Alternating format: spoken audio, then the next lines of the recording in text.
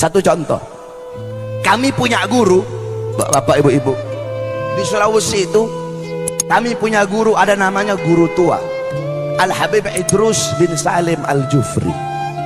Beliau punya murid, ada satu murid beliau namanya Haji Amin. Ini murid sangat taat, sangat patuh sama Habib Idrus. Itu Al-Khairat dari kayu, pondok Al-Khairat dari kayu semua. Di atas tempat santri, Habib Idrus itu kantornya di bawah. Kalau Habib Idrus panggil ini murid yang nama Amin ini, Amin, itu Haji Amin, dia nggak mau turun lewat tangga. Kenapa? Kalau lewat tangga kelamaan, dia loncat dari atas ke bawah, saudara-saudara. Kenapa? Nggak mau buat gurunya nunggu terlalu lama. Ada di sini santri begitu. Waktu kiai panggil, Jang, langsung loncat, tidak ada. Nggak mau buat gurunya nunggu terlalu lama, saudara-saudara. Itu Haji Amin. Akhirnya Habib Idrus bawa dia dakwah di laut, nyebrang laut. Ketika sedang menyeberang laut, imamahnya Habib Idrus jatuh.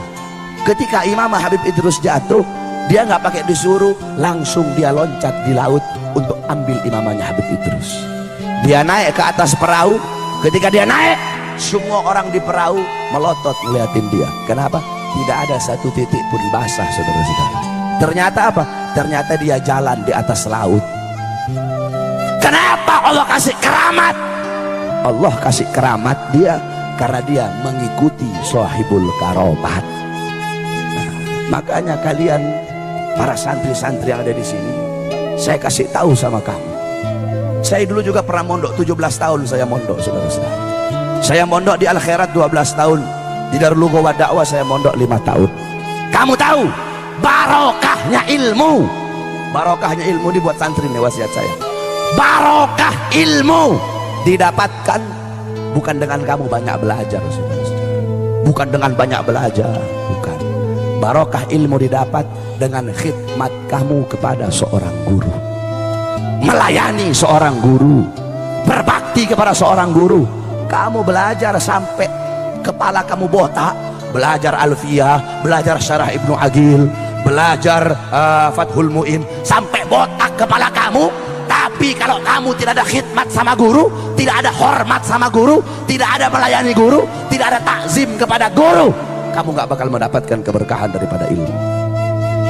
Kamu tahu, saya cerita sama kamu, dalam kitab dijelaskan ada satu cerita, yaitu ada satu orang soleh namanya Syekh Ali bin Abdillah Baros.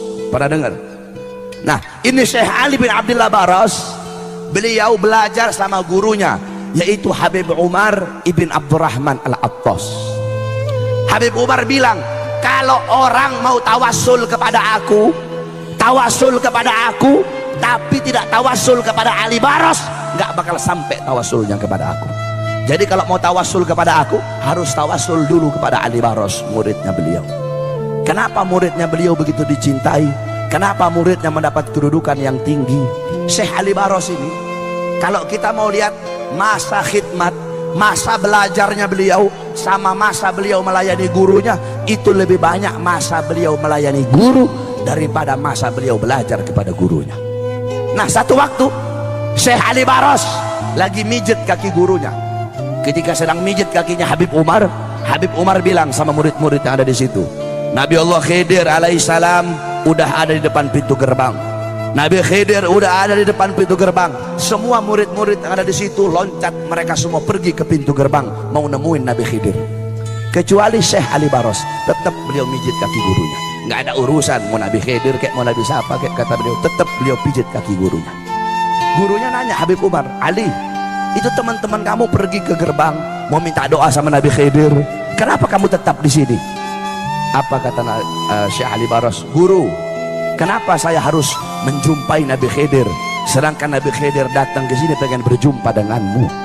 Wahai guru, bagiku kedudukanmu sebagai guru lebih mulia dan lebih utama daripada Nabi Allah Khidir alaihissalam. Bagiku kedudukanmu sebagai guruku lebih utama daripada Nabi Allah Khidir alaihissalam. Saudara-saudara, bukan seberapa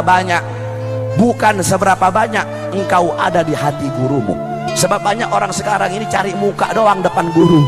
Santri-santri begitu tuh, cari muka depan guru, bukan seberapa banyak, bukan seberapa besar engkau ada di hati gurumu, tetapi seberapa besar gurumu ada di dalam hatimu, saudara-saudara.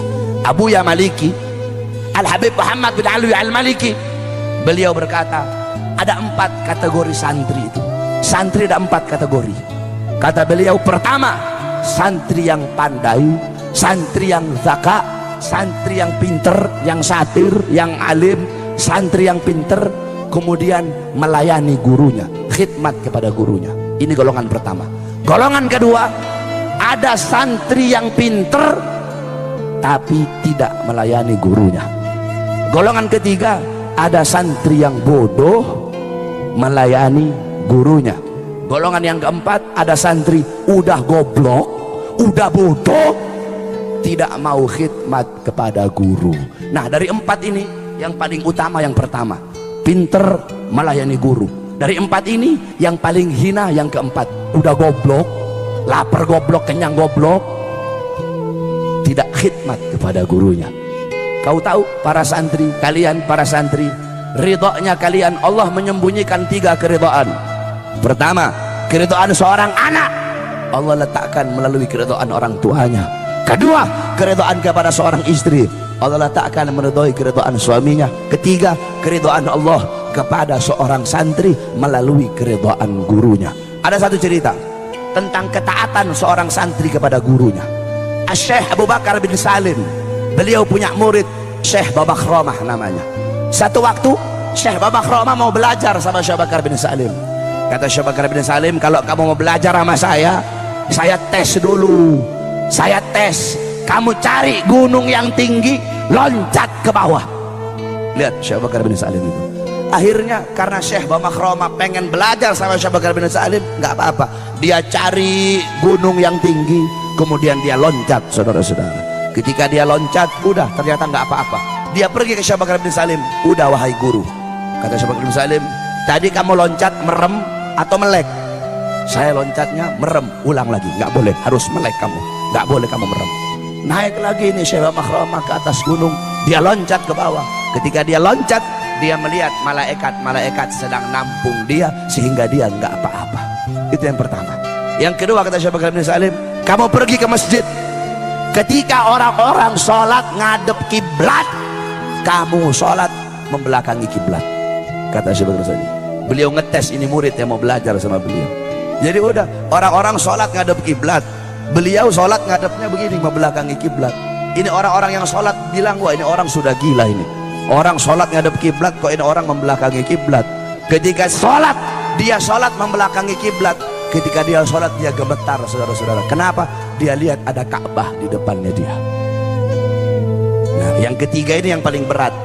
Kata Syekh Bakar bin Salim, kamu pergi ke Aden. Di Aden ada satu wali namanya Habib Abu Bakar Al-Adni. Kamu pergi ke sana, kamu hina dia. Wah, ini paling berat ini. Akhirnya udah dia menjalani perintah gurunya, dia pergi ke Aden.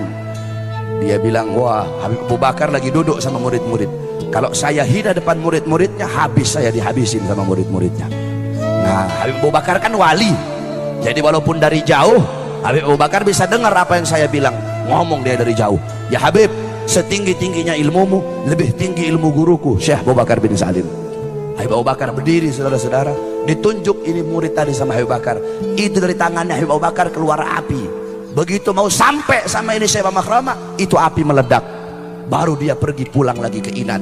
Ketika dia pulang ke Inat, dia bilang, guru, saya sudah jalani semua perintahnya kamu. Kata Syekh Abu Bakar bin Salim, sekarang aku terima kamu menjadi muridku. Nah, ini Syekh Babakhromah lihat tangannya Syekh Bakar bin Salim gosong. Ini beliau tanya, guru, kenapa tanganmu gosong? Iya, tadi aku menangkis apinya Al Habib Abu Bakar Al-Adni. Kalau aku nggak tangkis, kamu sudah mati saat itu juga. Lihat bagaimana ketaatan seorang murid kepada